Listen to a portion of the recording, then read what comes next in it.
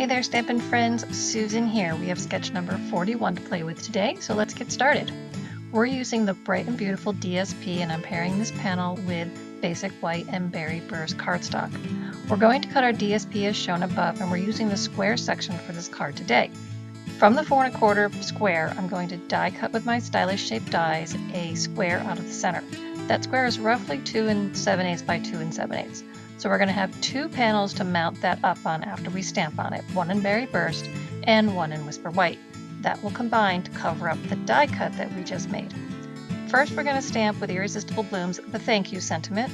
Then I add 3 flowers, and then I added some leaves just to fill in that blank space around the sentiment. So as you can see, here are all the pieces and parts that we're going to use for today's project. And if you need the measurements or more information, just subscribe to the mini tutorials. The links are below, and you can get that all for about 15 cents a tutorial. So start by folding your base in half and giving a good crease with the bone folder.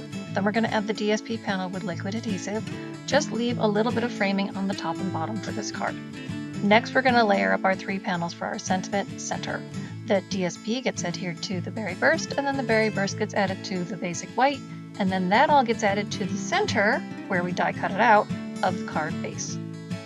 To add a little bling, I use the iridescent pastel gems. I put 2 in the center of those 2 large flower blooms. So here's the final project. I hope you enjoyed it. It's a pretty simple sketch, just requires a little bit of work. If you liked it, leave me a comment below, thumbs up, or subscribe to the YouTube channel here. That's always appreciated.